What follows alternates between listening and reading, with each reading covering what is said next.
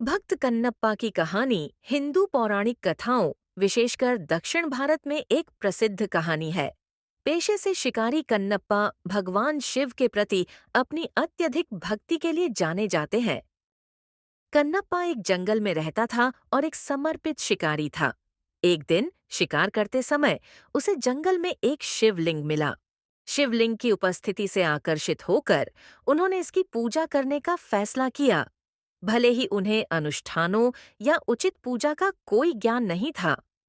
अपनी शुद्ध भक्ति में कन्नप्पा ने जो कुछ भी उसके पास था उसे अर्पित करना शुरू कर दिया। प्रारंभ में वह जंगली जामुन चढ़ाता था, लेकिन यह देखकर कि फल अपूर्ण था, वह उन्हें खाता था ताकि यह सुनिश्चित हो सके कि केवल सर्वोत्तम ही भगवान के पास जाए। वह अपने शिकार से प्राप्त मांस के साथ साथ पास की एक धारा का पानी भी चढ़ाता था।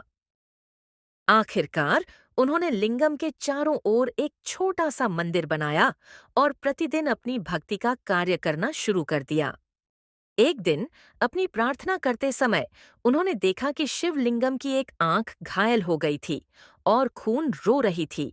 इससे आहत होकर कन्नप्पा ने घायल आंख के बदले अपनी आंखें भगवान शिव को अर्पित करने का फैसला किया।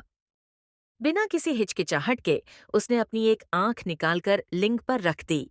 वह यह देखकर भयभीत हो गया कि उसकी दूसरी आंख से भी खून बहने लगा और उसने तुरंत उसे भी बदलने का फैसला किया।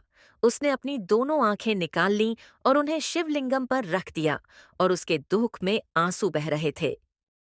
कन्नप्पा की गहन भक्ति और निस्वार्थ बलिदान से प्रेरित होकर भगवान शिवजी उनके सामने अपने वास्तविक रूप में प्रकट हुए। कन्नप्पा के प्रेम और भक्ति से प्रभावित होकर शिवजी ने बहाल कर दिया। कन्नप्पा की भक्ति को शुद्ध प्रेम और बलिदान के प्रतीक के रूप में याद किया जाता है।